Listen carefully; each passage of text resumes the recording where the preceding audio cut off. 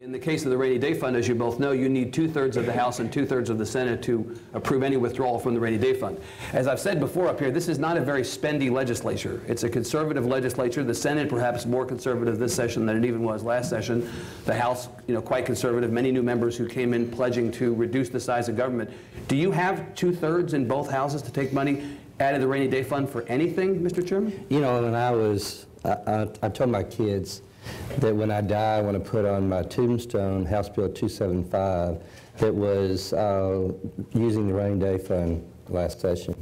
And I said I would never want to do that again.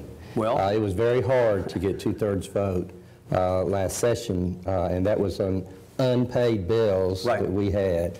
And so when Tommy was named Chairman of Senate Finance, I congratulated him that he was going to carry all of the bills for rating. Right. You'll be right there behind it. Is that it? I'll be behind it. Yeah. Well, do you have the votes in the House? I don't know.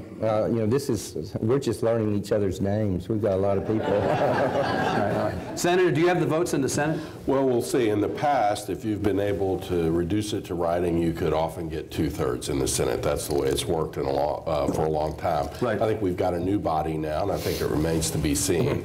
Still early in the process, but I think we have the new members of the Senate are, for the most part, seasoned lawmakers. They have experience, and I think they're able to understand what the state's needs are. And so I think once the Finance Committee comes to an agreement, I think we'll be able to get And yet, Senator, many of those new members, Campbell, Hancock, Paxton, are among the most conservative members of the legislature, people who are expressly against the idea of spending needlessly. Isn't that a harder hill to climb with those guys in there? I'm against spending needlessly also, but we do have some important needs. The state's growing very fast, and I think people will support. They want robust funding for highways. They want to solve our water problem.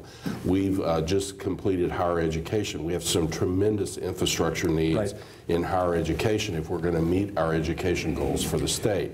So all of those things, people will understand them, and they're not unreasonable, and that's the key. Is it needless spending or not, or is it something that we need? You need. Yeah, and I think they're reasonable in that respect. Are you assuming that you'll be able to get a legal opinion allowing withdrawals from the rainy day fund not to bust the spending cap? I know that's a controversy right now within the building. Some agree. Some think you can do that without busting it, but some think you can't.